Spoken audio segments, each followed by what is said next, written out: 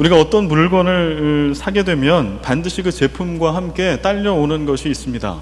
그 제품이 복잡하면 복잡할수록 이 딸려오는 이것이 참 중요하죠. 그것을 매뉴얼 내지는 우리말로는 사용 설명서라고 이야기를 합니다. 그래서 어떤 분들은 저같이 좀 기계에 좀 서툰 분들은 오히려 잘 읽어야 되잖아요. 근데 설명서를 읽어보면 더 혼돈에 빠져요. 이거를 어떻게 하라는 건가? 그래서 저는 대부분 안 보는 편입니다. 물어 이렇게 사용을 하는데 얼마나 불편한지. 나중에 이 새로운 핸드폰을 받게 되면 거의 다 이제 2년 3년 돼서 이제 새 걸로 바꿀 때 이런 기능이 있었어 내 핸드폰에, 뭐 이거를 깨닫는 그런 부류의 한 사람입니다만, 그러나 복잡한 물건일수록 사용 설명서 매뉴얼은 중요합니다. 그거를 잘 숙지를 해야 그 제품을 잘 사용할 수 있기 때문에 그렇습니다. 우리 인생을 통해서 모든 인류의 해결되지 않은 고민은 우리 인생 사용 설명서가 왜 없냐라고 하는 것이겠죠. 우리가 우리의 몸을 잘 알지 못합니다. 우리가 우리의 마음을 잘 알지 못합니다. 심지어는 심리학을 전공한 전공자 교수도 박사님들도 내 마음을 내가 어떻게 못합니다. 우리는 우리의 이 세상 가운데 살아갈 때에 일과 쉼이 있는데 일은 무엇이고 쉼은 무엇이며 어느 때 일하고 언제 쉬어야 하는지조차도 사실은 잘 몰라서 헤맵니다. 그래서 오늘 설교 말씀을 준비하게 되었습니다. 준비하다 보니까 이 양이 한 주에 한 30-40분 설교로 다 담을 수가 없어서 10월 첫째 주 다음 주까지 일과 쉼에 대한 설교를 이어가려고 합니다. 그래서 오늘은 쉼보다는 대부분 일에 대한 설교 말씀을 여러분에게 전하겠습니다. 조금 전에도 말씀드렸지만 인생 사용 설명서가 있다라고 하면 아마도 일과 쉼에 대해서 상당한 부분이 할애되어 있을 겁니다. 일은 무엇이며 쉼은 무엇이며 우리는 어떻게 일해야 되고 언제 일해야 되고 어떻게 쉬어야 하며 언제 쉬어야 하는지, 여러분들은 어떻게 그 부분을 잘 알고 그렇게 살고 계시나요? 일이 무엇인지 잘 아십니까? 언제 일하고 언제 쉬어야 될지 잘 되시던가요? 이게 참 쉽지가 않습니다. 그래서 오늘 성경 말씀은 우리를 만드신, 인생을 만드시고 인간을 창조하신 우리 하나님 아버지께서 과연 뭐라고 하시는가? 아까 매뉴얼 얘기를 했는데 우리들에게 매뉴얼은 성경 말씀이겠죠. 왜냐하면 우리를 만드신 분은 하나님 아버지이시니까, 성경 말씀은 하나님의 말씀이니까. 그래서 오늘 말씀 속에서 하나하나 일과 쉼에 대해서 2주간에 걸쳐서 그 의미를 좀 찾아보고 우리들의 훼손되고 상실된 일의 의미를 되찾고 쉼의 의미를 되찾아, 일과 쉼은 일상 속에 누구나 다 연결되어 있거든요. 이 비결을 찾으면 일이 행복해지고요, 쉼이 행복해지고 자유로워집니다. 그런 은혜를 모두 다 누리는 우리 새생명 가족들 되시기를 축복합니다. 성경은 일에 대해서 뭐라고 쓰고 있을까요? 여러분 되도록이면 전 이해를 좀 없앨 수는 없으나 여러분이 일에 대해서 알고 있는 상식과 신앙적인 이런 지식은 잠시 좀 내려놓으십시오. 그리고 이제 성경 본문으로 들어가서 성경이 이 일에 대해서 뭐라고 하는지를 이제 하나하나 보도록 하겠습니다. 창세기 2장 1절과 2절, 오늘 본문 말씀 이제 3절까지 있는데 1절과 2절을 우리 같이 한번 읽어보겠습니다. 천지와 만물이 다 이루어지니라. 하나님이 그가 하시던 일을 일곱째 날에 마치시니 그가 하시던 모든 일을 그치고 일곱째 날에 안식하시니라. 네, 아멘. 또 3절 말씀 끝에 보면 만드시던 모든 일을 마치시고 그날에 안식하셨음이니라. 그래서 2절과 3절 두 절에 일이라고 하는 구체적인 단어가 3번 등장합니다. 창세기 2장 1, 2, 3절 말씀을 보면은 여기 우리가 발견할 수 있는 놀라운 사실이 하나 있어요. 무엇인고 하니 하나님이 천지를 만드신 천지 창조, 이거 일일까요? 아닐까요? 오늘 우리가 읽었던 이 본문은 그게 일이었다라고 쓰고 있습니다. 2장 2절, 하나님이 그가 하시던 일을 마치시니 그가 하시던 모든 일을 마치시고 그가 하시던 모든 일을 마치시고, 여기 쓰고 있는 일이라고 하는 단어는요 히브리어로 멜라카라고 하는 단어인데 일입니다. 일. 그래서 사람이 일을 하거나 하나님이 일을 하거나 우리가 생각하고 상상하고 있는 그 일이라고 하는 단어를 쓸 때 이 멜라카라고 하는 단어를 씁니다. 그런데 놀랍게도 오늘 창세기의 말씀은 천지 만물을 창조하신 그 위대하신 하나님의 행함을 일이다라고 이렇게 정의하고 있어요. 그렇게 보면 성경책의 시작 창세기 1장과 2장은 무엇으로 가득 차 있나요? 무슨 이야기로? 일하시는 하나님의 이야기로 가득 차 있습니다. 하나님이 천지 만물을 만드신 첫째, 둘째, 셋째, 여섯째 날에 걸쳐서 만드신 모든 것, 이게 하나님이 일하시는 거예요. 성경은 입을 떼자마자 일에 대해서 이야기를 합니다. 시편 8편 말씀에 보면 시편 8편의 3절과 4절 말씀에 보면은요, 시편 기자가 일하시는 하나님, 천지를 창조하시는 일을 하신 하나님을 그가 묵상하면서 표현하는 구절이 있습니다. 한번 같이 읽어볼까요? 주의 손가락으로 만드신 주의 하늘과 주께서 베풀어 두신 달과 별들을 내가 보니 사람이 무엇이기에 주께서 그를 생각하시며 인자가 무엇이기에 주께서 그를 돌보시나이까. 아멘. 3절 말씀에 보면은 아주 재미난 비유를 쓰고 있어요. 주의 손가락으로 만드신 하늘과 달과 별. 그러니까 시편 기자가 지금 생각하고 상상하고 있는 거는 뭐예요? 창세기 1장 2장에 하나님이 천지 창조를 하실 때 하나님이 어떻게 만드셨다고요? 그냥 하나님의 형상을 온데간도 없이 음성만 빛이 있으라 뭐 이렇게 된 거 아니라고 이 시편 기자는 상상하는 거예요. 어떻게 상상하는 거예요? 하나님이 쫙 나타나셔가지고 손으로 온몸을 이용해서 별을 갖다가 뭐 그리셨는지 뿌리셨는지 모르지만 지금 그렇게 하는 걸 상상하는 거예요. 하나님께서 온 우주 만물을 별을 뿌리시고 강을 내시고 온 생명체들을 만드시고 막 손가락이 진동하고 손이 왔다 갔다 하는 온몸으로 이 온 우주 만물 천지를 캔버스를 삼아 하나님께서 위대한 예술 창작의 일을 하시고 계시다라고 시편 기자는 씁니다.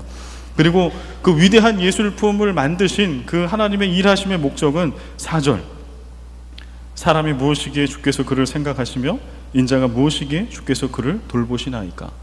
그렇게 위대하게 하나님이 일하셔서 만드신 우주 만물은 누구를 위해서 주신 거라는 고백이에요. 그게 바로 나를 위해서 주신 거구나.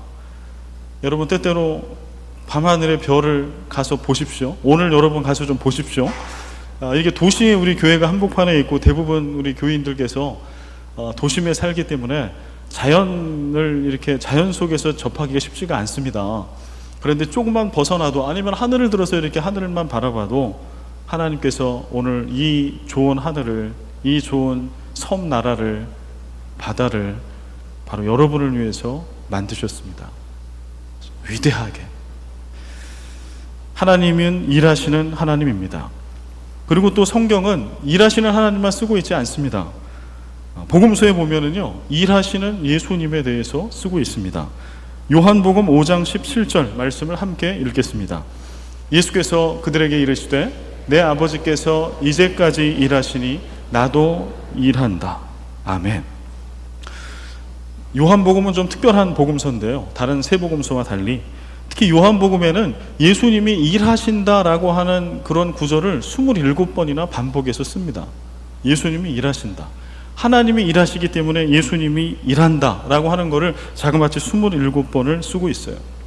그리고 오늘 읽었던 요한복음 5장 17절의 본문의 말씀은 베데스다 연못가에 38년 된 나면서부터 일어나지 못했던 그 환자, 그 병자를 고치신 그 말씀에 있는 구절입니다. 예수님이 그를 이렇게 세우셨어요. 일어나 내 자리를 들고 가라. 그랬더니 벌떡 일어나서 자리를 들고 가네요. 그랬더니 그 자리에 있었던 유대 종교 지도자들이 두 사람을 뭐라고 하는 거죠. 예수님과 일어나서 이동하는 사람을 뭐 했다고? 일했다고. 안식일날 왜 일하냐라고 얘기합니다. 그때 예수님이 받아쳐서 대답하신 게 우리가 앞에 나와 있는 저 말씀이에요. 유대 지도자들, 종교 지도자들은 안식일에는 어떤 일도 하면 안 된다라고 얘기했는데 예수님은 그렇지 않다. 내 아버지께서 천지를 창조하시고 사람의 생명을 만드시고 우리의 인생을 새롭게 하시는 그 일을 지금도 하고 계시는데 나도 그것에 따라 오늘 하나님의 형상 닮은 이 사람의 생명을 살리는 일을 한다. 이게 일의 의미다. 심지어는 이게 안식일을 거룩하게 지키는 의미다 라고 예수님이 말씀하십니다. 안식일에 대한 쉼에 대한 것은 다음 주에 또 연결해서 구체적으로 설명을 하겠습니다. 이쯤 되면 하나님과 예수님께 일은 무엇이었을까요? 하나님과 예수님께 일은요, 하나님 됨, 예수님 됨, 주 되심의 아주 중요한 특징이었습니다. 하나님과 예수님께 일을 빼버리면 하나님을 얘기하고 예수님을 얘기하기가 곤란하다라고 하는 이야기입니다. 그리고 일은 주님께 기쁨의 원천이었습니다. 하나님은 천지창조를 하시면서 매 날마다 말씀하시죠. 좋았더라. 심히 좋았더라. 그리고 시편 8편의 말씀을 1절부터 끝절까지 쭉 읽어보면은요, 어떤 것이 느껴지는가 하니 즐거움과 생동감, 기쁨과 자유가 느껴져요.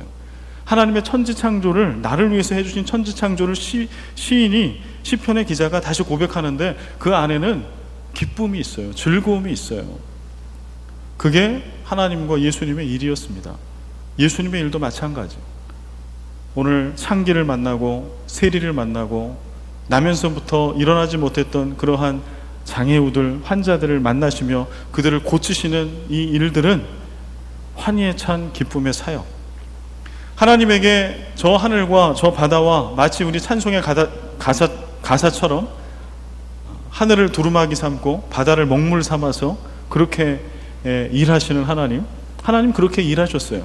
어떤 신학자는 이렇게 얘기합니다. 이 온 우주 만물, 이 세상은 하나님의 놀이터다. 예수님께 이 온 세상은 놀이터셨습니다. 마찬가지로. 그리고 그 주님께서는 오늘 우리들에게 놀이터로 우리의 마음껏 하나님께서 우리에게 주신 하나님의 형상, 그 창조성, 창의성과 예술성을 마음껏 담아서 뛰어놀으라 라고 우리들에게 주신 것이 바로 이 세상, 우리의 놀이터, 우리의 일터. 그런데 문제는요, 우리가 그렇게 우리의 하나님 예수 그리스도께서는 일을 그렇게 하셨어요. 하나님과 예수님께 일이라고 하는 것은 고되거나 고통스러우거나 저주스러운 것이 결코 아니었다라고 하는 겁니다. 일을 통해 하나님 되심을 발견합니다. 일을 통해 생명이 창조됩니다. 일을 통해 구원을 받습니다. 이게 주님의 일입니다. 이제 하나님과 일하시는 예수님 봤네요. 이제 하나 남았습니다. 일하는 사람. 사람도 일을 하죠. 일하는 사람. 근데 여기에 좀 문제가 생깁니다. 왜냐하면 여러분들은 이 일에 대해서 어떤 생각을 갖고 계십니까? 파저티브입니까? 네거티브입니까?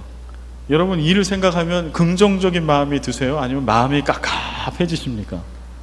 월요병이라는 거 있잖아요. 월요병. 한국엔 있어요. 필리핀에서는 월요병 얘기를 잘 안 하던데 한국은 뭐 어김없이 월요병이 있어요. 월요병은 주일 지나고 나서 이제 월요일날 출근해야 되는데 가기 싫은 거죠. 왜 가기 싫을까요? 일이 즐거우면 가기 싫을까요? 그렇지 않습니다. 크리스찬이든 넌 크리스찬들이든 신앙이 좋은 크리스찬조차도 이 일은요 괴로움이에요. 대부분 일이 막 창조, 예술, 세상을 살려 온 세상을 향해서 하나님이 일하시니 주님이 구원의 놀라운 사역을 베풀어 주셨으니 나도 일해. 와, 일하자. 이런 분은 아마 거의 없을 거예요.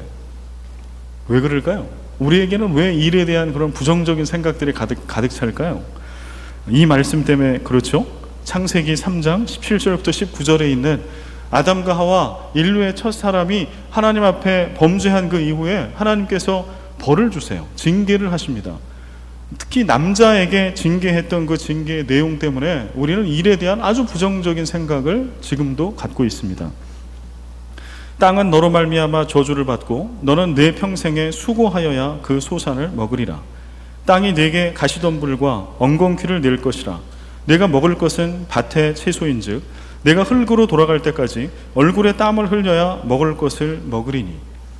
범죄한 인간에 대한 하나님의 징계, 여기에 17절에 수고하여야 할 때 수고라고 하는 단어가 나오는데요, 이 수고의 본래의 뜻은 고통이라고 하는 뜻을 가지고 있습니다. 그러니까 이 얘기는 뭐냐 하면 범죄하기 이전에 그 사람은 먹고 사는데 고통을 겪지 않아도 먹고 살았다는 얘기예요. 그 처음 에덴 동산에 하나님께서 주신, 하나님이 하신 일을 사람도 하고 이럴 때, 이때는 막 고통스럽게 일을 해야 먹고 사는 게 아니었어요. 일이 고통이 아니었다라고 하는 거예요. 일이 즐거움이었고 일은 창조의 근원이었습니다. 그런데 바로 이 대목에서 범죄한 인간에게 하나님이 벌을 주시고 징계하시는데, 그때 주신 벌의 내용, 징계의 내용 중에 하나가 고통을 겪어야만, 땀을 흘리는 고통과 수고를 겪어야만 먹고 살 수 있다라는 바로 이러한 말씀이죠. 그래서 우리는, 저도 그렇게 배웠고, 일이라고 하는 것은 범죄함의 결과이기 때문에 우리가 벗어나려고 해도 어떻게 할 수가 없다. 그러니까 일은 벌이다, 괴로운 거다, 먹고 살기 위해서 어쩔 수 없이 하는 거다. 우리는 이렇게 세뇌 교육을 받았습니다. 근데 정말 일이 그런 걸까요? 정말 성경도 그렇게 얘기할까요? 그렇지 않습니다. 성경은 물론 수고하여야, 고통을 겪어야 먹을 것을 먹고 생기 유지를 한다라고 하는 하나님의 벌의 내용은 분명히 맞습니다. 그러나 일 자체는 그런 내용으로 전혀 인간에게 준 것이 아닙니다.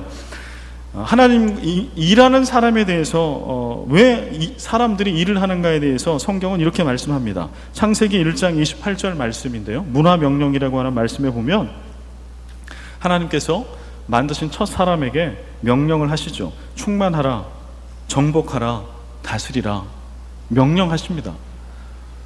그래서 우리는 이것을 어떻게 받아들여요? 아까 창세기 3장 말씀, 그 뒤에 나와 있는 말씀하고 연결해서, 역시 충만하라, 정복하라, 다스리라, 이거 다른 말로 바꾸면 뭘까요? 일하라고 하는 거예요. 하나님이 창조하신 것이 일이라고 성경은 쓰고 있기 때문에 하나님이 창조하셔서 인간에게 맡겨주시는 거예요, 세상을. 그리고 내가 한 것처럼 너희도 일해라. 충만하게 살아가는 일, 정복하는 일, 다스리는 일을 해라 라고 명령해 주십니다. 근데 우리는 두 가지가 우리에겐 알러지가 있어요. 하나는 뭐냐면 일이 죄의 결과라고 하는 알러지 하나, 그 다음에 또 하나는 명령이라고 하는 거예요. 하고 싶어서 하는 게 아니라 억지로 시켜서 하는 거기 때문에 일은 괴로운 거라라고 하는 선입견이 우리에겐 있습니다. 정말 그런 걸까요? 일이라고 하는 게? 하나님이 천지를 창조하시고 아담과 하와에게 이 일을 맡기지 않으셨으면 세상을 돌볼 사람, 돌볼 주체는 없었을까요? 아담과 하와가 아니면 이 세상은 돌아가지 않을까요? 다시 물어보면 정말 그럴까요? 아담과 하와만이 충만하고 정복하고 세상을 하나님 대신해서 다스려야 세상은 돌아갑니까? 그렇지 않습니다. 하나님이 만든 피조물 중에, 생명체 중에 이 일을 하는 생명체는 딱 하나, 사람밖에 없습니다. 왜 사람만 일을 하냐? 하나님께서 이 일을 그에게 명령하셨기 때문이에요. 우리는 명령을 싫어하지만 명령이 아니라 사실은 선물로 주신 겁니다. 하나님이 하시는 그 귀한 일을 사람에게 주신 거예요. 내가 온 세상을 캔버스 삼아 창조의 사역, 이러한 그림들을 그리고 이런 작품들을 만들었는데 이것은 너희를 위해서 만든 것이다. 이제는 이 모든 것을 너희에게 맡긴다. 이 세상은 너희의 무대, 너희의 스테이지, 이 세상은 너희의 캔버스, 내가 너희에게 준 내 성품, 하나님의 아름다운 성품을 가지고 너희들은 마음껏 세상 가운데 너희들의 창조성을 펼쳐라. 하나님을 위해서, 이웃을 위해서 마음껏 뛰놀아라. 이게 일의 의미예요.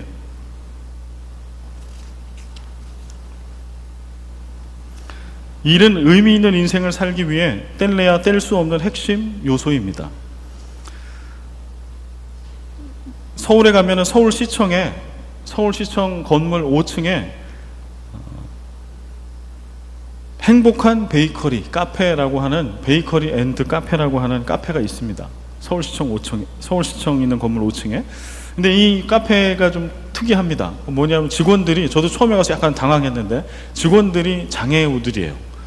발달 장애우들도 있고 지체 장애우들도 있는데 처음에 오더할 때 막 째려봐요. 이렇게 이거는 입력을 안 하고 뭐 이러고 있어가지고 왜 그러나 그랬더니 거기 이제 도와주신 스태프분이 설명을 해주시더라고요. 근데 여러분, 장애우들도 이 일이 필요합니다. 먹고 살기 위해서만 일이 필요할까요? 그렇지 않아요. 일은 사람이라면 다 필요합니다. 그래서 우리가 나이가 들어서 은퇴를 하잖아요. 은퇴할 때 은퇴한 특히 남성들이 혼돈에 빠져요. 왜 혼돈에 빠질까요? 돈벌이가 없으니까? 맞죠. 그것도 있죠. 그러나 더 큰 이유는 인간인데, 하나님 닮은 인간인데 일을 할 수 없는 거예요. 일자리가 없는 거예요. 그것처럼 인간됨을 파괴시키는 것은 없습니다. 일을 한다라고 하는 것은, 일하는 인간이라고 하는 것은 인간이 포기할 수 없는 인간의 정체성이기 때문에 그렇습니다. 일하시는 하나님이 하나님의 뺄 수 없는 성품이고 정체성인 것처럼 말이죠. 그래서 일은 결코 저주가 될 수 없습니다. 일은 하나님의 선물입니다. 하나님께서는 어떻게 일을 하셨는가요? 천지창조를 보면 하나님께서는 혼돈과 무질서로 가득 차있는 이 세상 가운데 하나님께서 빛을 만드시고 하늘을 만드시고 바다를 만드시고 땅을 만드시고 그 빈 공간에 모든 별들을 채우시고 생명체를 채우시고 다 채우십니다. 무질서한 곳에 질서를 부여하십니다. 생명이 없는 곳에 생명을 만들어내십니다. 홀로 떨어져 있는 무관한 존재들에게 이름을 지어주고 서로 더불어 행복하게 살아가게끔 공동체를 만들어 주십니다. 이게 하나님의 일입니다. 예수님께서 하셨던 일은 어떤 일인가요? 말씀을 제대로 깨닫지 못하고 죄로 인해서 서로를 죽이고, 심지어는 믿음조차도, 율법 하나님의 말씀조차도 사람을 억압하고 죽이는, 미워하는 그러한 도구로 사용이 돼요. 심지어는 안식일조차도 평안히 쉬는 날이 아니고 하나님의 창조와 구원의 역사를 바라보고 묵상하는 날이 아니라 안식일조차도 주의를 살펴봐야 하는 날, 누가 혹시 안식일을 범하나, 그런 날, 잔인한 날이 되어버린 거죠. 그때 예수님이 하셨던 일은 무엇인가요? 무질서한 곳에 복음으로 질서를 부여하고 십자가를 지시고 사망 권세 이기시고 부활하신 사건을 통하여 죽을 수밖에 없는 인생들을 살려주시오. 절망 가운데 있는 이들에게 새로운 소망을 주세요. 이게 예수님이 하셨던 일입니다. 오늘 하나님께서는 우리들에게 그 일을 맡겨주셨습니다. 예수님께서는 죄로 인하여 상하고 깨어져서 이제는 고통이 없이 생계를 유지할 수 없는 이러한 가운데 우리가 살고 있으나, 하나님께서 본래 우리에게 주셨던 일의 그 의미를 새롭게 회복해서 매일매일 하나님이 일하시고 예수님이 일하시니 생명을 살려내고 무질서 가운데 질서를 만들어내고 온 세상을 새롭게 만들어내는 놀라운 새 창조의 일들을 우리에게 할 수 있는 힘을 주시고 용기를 주십니다. 십자가를 바라보면 그런 용기를 우리는 얻게 됩니다. 우리는 이 일의 위기를 어떻게 극복할 수 있을까요? 근데 여전히 우리에게 남아있는 것은 일은 짐이고 벌의 결과고 이래요. 어떻게 극복할 수 있을까요? 첫 번째는요, 니글의 이파리. 여러분 이 스토리를 기억하십시오. 그리고 여러분이 갖고 있는 일의 한계를 이겨가시기를 바랍니다. 니글의 이파리는요, 반지의 제왕을 쓴 톨킨이 어떤 신문사에 기고했던 글의 제목입니다. 니글의 이파리. 이 니글의 이파리는 어떤 재미난 이야기가 이제 써져 있는데요. 니글은 사람 이름인데요. 이게 영어 단어로, 영단어로, 영국식 영어의 단어로 니글이라고 하는 것이 이런 뜻을 가지고 있답니다. 깨작거리거나 비능률적으로 일하거나 쓸데없이 시시콜콜 사소한 일에 시간을 낭비한다, 이런 뜻이래요. 그러니까 니글이 사람 이름이야. 그러면 그 사람이 좀 상상이 되시나요? 이 사람은 어떤 사람이에요? 뭐 일을 하는데 그냥 뭐 깨작깨작 비능률적으로 뭘 하는 둥 마는 둥 하는데 의미 없는 일만 해. 그게 바로 니글입니다. 근데 이 글을 언제 썼냐 하면 톨킨이 반지의 제왕이라고 하는 인류 역사에 남을 대작을 남겼습니다. 본래는 이게 소설이었고 이게 영화로 됐잖아요. 정말 대단한, 너무 신앙이 좋은 크리스찬이고요. 근데 이 톨킨이요, 30년 넘게 이 소설을 준비했대요. 30년 넘게. 그러다가 세계대전을 경험하게 되고 이제 글을 쓰는데 풀리지가 않는 거예요. 이게 엄청난 막 인물과 역사가 막 섞여 있거든요, 이 스토리 안에. 그러니까 스토리를 풀어가는데 풀리지가 않는 그런 상황에 딱 봉착한 겁니다. 그래서 그때 낙심한 거예요. 야, 내가 이 대작을 30년을 꿈꿔왔는데 이 작품을 마무리할 수 있을까? 그런 가운데 원고 청탁을 받았고, 그가 니글의 이파리라고 하는 글을, 원고 청탁에 글을 써야 되니까 상상력 생명력을 가지고 막 고민하고 기도하다가 이 글을 쓴 겁니다. 그 글의 내용은 이겁니다. 니글이라고 하는 화가가요, 그가 평생에 그리고 싶은 작품이 하나 있었어요. 그 작품은 뭐냐 하면 한 이파리입니다. 이파리. 한 나무 잎사귀인데 이 세상에 있는 모든 생명력을 다 담고 있는 그 나무 이파리예요. 그런데 이파리로 그치는 게 아니라 이파리로부터 시작돼서 이파리들이 다 연결되어 있는, 많이 무성하게 있는 나무, 생명력이 넘치는 이파리로부터 연결되어 있는 마치 에덴 동산에 있는 그 나무처럼 그러한 아름다운 나무, 그리고 그 나무 뒤로는 끝없이 펼쳐지는 숲이 있어요. 이거는 파라다이스, 이건 천국이에요. 잎사귀로 시작해서 생명력이 넘치는 나무, 그 뒤에는 펼쳐지는 천국을 연상케 하는 그러한 숲, 생명의 숲, 소망의 숲. 이게 이 니글이 그리고 싶었던 겁니다. 원대한 꿈이죠. 그래서 니글이 그렸어요. 열심히 수십 년 동안. 그리고 이제 하나님 부름을 받고 죽었는데 뭐 그리고 죽은 줄 아십니까? 이름이 니글이잖아요. 잎사귀 딱 하나를 그린 거예요. 잎사귀 하나, 달랑 하나 그리고 하나님이 그를 부르셨어요. 근데 그런 다음에 뭐 그려야 돼요? 잎사귀 그렸으니까 이제 온 힘을 다해서 이 땅에 있는 모든 생명력과 희망과 소망과 이런 걸 다 담고 있는, 절망을 이기는 그런 이파리를 그렸는데 그 다음에 나무를 못 그렸네, 숲도 못 그렸네. 그리고 그는 그렇게 하나님의 부름을 받았습니다. 이거는 그 글의 내용입니다. 그리고서 이제 하나님 나라 천국 가는 기차를 타고 쫙 가고 있는데 이 니글이 마음에 너무 아쉬움이 생기는 거예요. 내가 뭘 한 거지? 내 이름처럼 아무것도 나는 이루지 못하고 이렇게 가는구나. 내 인생은 허무하다. 그리고 하나님 나라에 딱 도착을 했는데요, 그가 도착해서 열차에 내려서 딱 보니까 그가 놀랍게도 뭘 봤냐 하면 그가 평생을 꿈꾸고 있었던 그 잎사귀와 그 나무와 그 숲이 쫙 펼쳐져 있는 거예요. 그가 거기서 위로를 받습니다. 나는 내 평생 내가 이파리 하나 그리고 내 인생은 종쳤다고, 끝나고 의미 없다라고 생각했는데 내가 알지 못하는 그때에, 내가 보지 못하고 느끼지 못하는 그때에 우리 하나님께서, 우리 주님께서 내가 꿈꾸던 모든 것을 완전하고 완벽하게 거기에 예비해 놓으셨더라는 거예요. 거기에 만들어 주셨다라고 하는 거예요. 꼭 이것은 죽어서만 가는 천상의 이야기는 아닙니다. 톨킨이 여기서 영감을 받아요. 감동을 받아요. 그리고 다시 글을 씁니다. 그리고 반지의 제왕을 완성합니다. 사탄은 끊임없이 우리에게 이 일은 저주라고, 고단한 거라고, 그러니까 그저 그렇게 가서 먹고 살아야 하니까 그 정도의 일을 하고 나머지는 네 마음껏 쉬고 그렇게 네 마음껏 누리라 라고, 일로부터는 가급적이면 피하라고, 그래서 금수저들을 부러워하고 평생 그렇게 살아라고 그렇게 얘기할 겁니다. 그러나 그때 우리 주님께서는 그렇게 얘기하지 않으십니다. 나는 오늘도 너희들이 꿈꾸고 있고 이루고 싶어하는, 너희들의 세상에 그리고자 하는, 세상이라고 하는 캔버스에 그리고자 하는 그 그림을 나도 꿈꾸고 있느니라. 너희들은 보지 못하고 이 땅에 생명을 다하고 내 품에 안길지 모르나, 그러나 너희들을 통해 이루는 그 일을 나는 반드시 완전히 이룰 것이다. 그 일을 통해서 하나님의 영광을 받으시고 이 땅에 있는 모든 사람들이 기쁨을 얻게 될 것이다. 여러분, 때때로 저도 이제 경영학을 졸업하고 회사 생활을 할 때 2년 회사 생활을 했으니까 짧게 했죠. 신입사원이었습니다.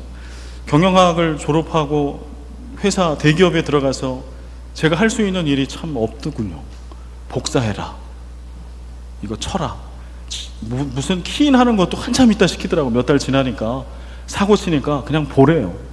고참 대리가 하는 걸 보고 있으려는데, 월급은 받았는데 보고만 있자니 아무 일도 안 하는 것 같고, 내가 이거 하자고 경영학을 공부했나, 내가 이거 하자고 이 회사에 들어왔는가, 참 회의에 빠질 때가 많이 있었습니다.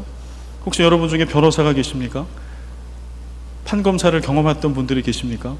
세계의 평화, 인류의 평화와 정의를 위해서 내가 한 몫을 하리라. 그러나 막상 현장에 나가보니 쉽지 않죠. 하나님의 기업, 킹덤 컴퍼니를 세우겠다는 그러한 열정과 비전을 가지고 비즈니스를 하고 계시는 분이 혹시 계십니까? 시작은 그렇게 시작하나, 그러나 나중에 척박한 비즈니스의 세상에 노출이 되고 몇 번 엎어먹고 말아먹고 나면 생각이 바뀝니다. 그리고 돈벌이가 목적이 되어 어디로 가는지 모르고 가게 되는 것이 우리의 인생입니다. 여러분 혹시 여러분이 이제는 중년을 지나 노년을 향해 가시는데 이루는 것이 아무것도 없다라고 그래서 참 괴롭고 외롭고 쓸쓸한 요즘이십니까? 그렇다라고 하면 오늘 니그레 이파리를 기억하십시오. 우리는 꿈꾸고 하나님께서 일하시니 우리도 일합니다. 그러나 그 일을 완성시키시는 분은 우리 주님이십니다. 사망조차도 이기시고 삼키시고 부활하신 예수 그리스도, 그분께서 우리가 열심히 달려가고 평생을 달려가 그린 것이 이파리 하나뿐이라 할지라도 주님은 나무를 그리시고 동산을 그리시고 희망을 그리십니다. 두 번째, 우리가 일에 대한 위기를 극복해야 될 때 기억해야 할 것은 일의 목적입니다. 하나님께서 일을 왜 주셨을까요? 우리는 이 일의 목적을 분명히 알아야 합니다. 만약에 인생 사용 설명서가 있다라고 하면 분명히 그 맨 앞에는 일의 목적을 기술하고 있을 겁니다. 영어 단어로 이 일을 뭐라고 그러나요? vocation이라고 하죠. vocation. 이게 일입니다. 직업이라고 하는 뜻이죠. 직업. 정확히는. 그런데 이 vocation이라고 하는 단어는요, 라틴어 vocare라고 하는 단어가 어원입니다. 이 단어에서 나온 겁니다. 라틴어 vocare는 부르다라고 하는 뜻이에요. 그러니까 우리가 직업, 일이라고 얘기하는 거는 어디서부터 온 거라고요? 부르다, 부르심, 소명. 부르심이 소명이잖아요. 그런데 이것이 성경의 의미를 기가 막히게 담고 있습니다. 하나님이 일하시고 예수님이 일하시니 우리에게도 이 일을 주셨습니다. 그런데 그 일의 목적은 무엇일까요?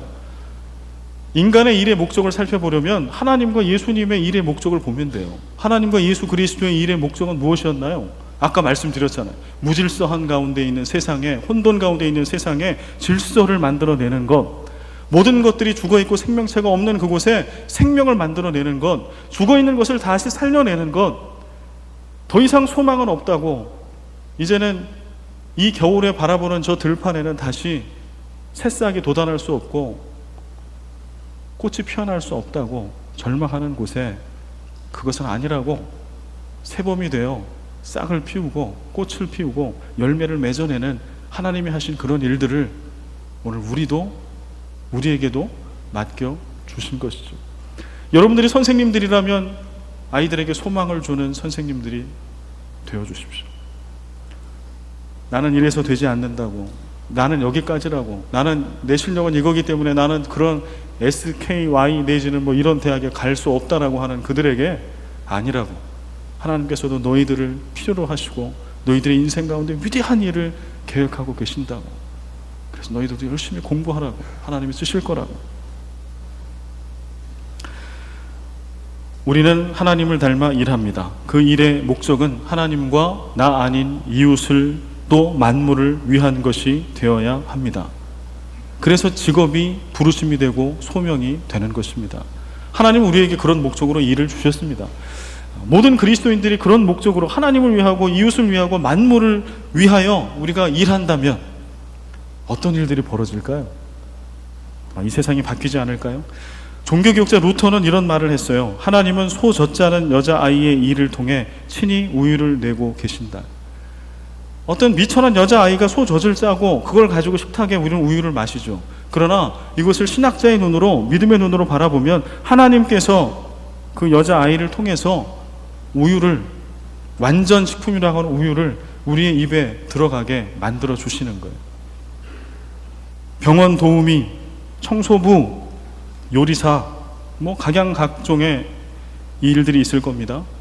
병원에서 침대를 이렇게 다음 방으로 내지는 엑스레이 찍는 방으로 옮겨주는 병원 도우미라 할지라도 그가 부르심 소명으로 그의 일을 하면 환자들이 낫습니다. 위로받습니다.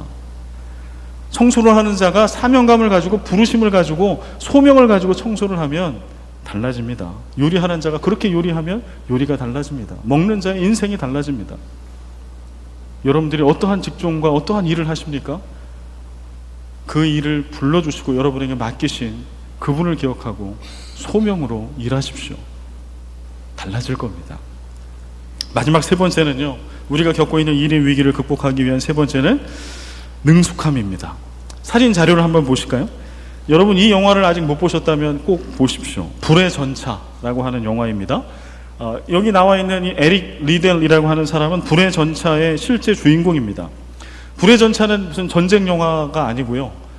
한 사람의 이야기, 마라토너가 아니라 성공한 크리스찬 육상 선수의 이야기를 쓰고 있습니다. 오래된 영화죠. 주인공인 에릭 리델 저 사람인데요. 이 사람은 실제 1924년 파리 올림픽에서 영국 육상 대표로 400m에서 금메달을 딴 금메달리스트입니다. 그런데 저 사람의, 그리고 불의 전차는 그 영화를 다루고 있어요. 그의 삶을. 그런데 그 에릭 리델의 아버지가 중국 선교사인데요. 그 중국 선교사인 그 아버지가 에릭 리델에게 이런 얘기를 해주는 대목이 있어요. 아들에게 완벽하게 해내기만 한다면 감자 껍질 벗기는 일로도 주님께 영광을 돌릴 수 있단다. 그러니까 에릭 리델이 달리기를 너무 좋아하고 달리는데 소질이 있는데 그게 무슨 하나님 앞에 무슨 의미가 있는지 회의를 늘 갖고 있는 거예요. 그런 그에게 이런 얘기를 해주는 거예요. 완벽하게 해내기만 한다면 감자 껍질 벗기는 일로도 주님께 영광을 돌릴 수 있단다. 그리고 에릭 리델은 깨달아요. 그리고 그가 잘하고 할 때 기쁨을 주는 달리기를 열심히 합니다. 그리고 올림픽 금메달리스트가 돼요. 근데 공교롭게 100m, 400m 출전했는데 100m 출전하는 날이 주일이었어요. 출전을 안 해요. 국가대표로 나왔는데 날짜가 주일인 거예요. 포기를 하고 많은 기자단들과 사람들에게 욕을 먹어요. 그리고 400m에 딱 나갔습니다. 금메달을 땄습니다. 비난은 잠잠해졌습니다. 그의 실화가 영화로 만들어졌습니다. 마지막을 이 예화로 마치고자 합니다. 여러분이 지금 비행기를 타고 있어요. 그런데 이 비행기에 이상이 생겼어요. 이제 비상 착륙을 해야 하는 비상 착륙을 할 수밖에 없는 상황입니다. 그런데 이 파일로트가요, 이 비행기를 조종하는 조종사가 여러분의 친구예요. 지금은 비행기는 흔들리고 고장났고 비상 착륙을 해야 되는, 바퀴는 펴지지 않고 동체 비상 착륙을 해야 합니다. 여러분이 그 파일럿의 친구라고 하면 여러분의 친구인 그 파일럿이 어떤 파일럿이기를 기대하십니까? 1번, 천상 사람이 너무 좋아, 너무 착해, 그런 파일럿. 2번, 블라블라. 3번, 기술이 세계 최고야, 바퀴가 없고 모두 하여튼간에 몸뚱아리 하나라도 있으면 무조건 착륙시킬 수 있어. 그런 기술을 갖고 있는 능숙한 프로페셔널한 파일럿이에요. 여러분, 지금 그 비행기 안에 파일럿이 어떤 사람이기를 바랍니까? 답은 다 정해져 있습니다. 때때로 우리가 만나는 그 한 사람을 통해서 그 직업을 평가하기도 합니다. 정말 말도 안 되는 그런 목사를 딱 만났어요, 처음. 그러면 그분에게 목사는 다 그런 사람이 될 겁니다. 어떻게 가서 어떠한 그 회계사를 만났는데요, 참 개차반이에요. 그럼 그 사람에게 회계사는 그런 의미일 거예요. 공무원을 만났는데 이 사람이 너무 착하고 너무 선하고 너무 능력 있게 친절하게 일을 잘해. 그러면 그 사람의 머리에는 모든 공무원은 다 그렇다라고 생각할 겁니다. 말씀을 맺으려고 합니다. 하나님께서 우리에게 이 세상을 우리가 마음껏 뛰놀 수 있는 캔버스로, 스테이지로 우리에게 허락해 주셨습니다. 그리고 우리에게 뭘 주셨어요? 하나님이 만드신 모든 피조물과 생명체 중에 어느 누구에게도 주지 않았던, 하나님 당신 스스로 다 하셔도 되는 그 일을, 우리를 너무 사랑하셔서 우리에게 주셨습니다. 우리가 그 일을 어떻게 받아들이고 어떻게 하냐에 따라 그림은 달라질 겁니다. 세상은 바뀌어질 수 있습니다. 마지막 고린도전서 15장 58절 말씀을 우리 함께 큰 목소리로 읽겠습니다. 같이 읽습니다. 그러므로 내 사랑하는 형제들아, 견실하며 흔들리지 말며 항상 주의 일에 더욱 힘쓰는 자들이 되라. 이는 너희 수고가 주 안에서 헛되지 않은 줄 알미라. 아멘. 물론 여기서 주의 일은 교회 안에 내지는 신앙과 직접 연결된 일을 이야기하는 거 맞습니다. 그러나 저는 오늘 일과 쉼에 대한 설교를 준비하면서 이 말씀이 새롭게 다가왔습니다. 그 일만 주의 일일까요?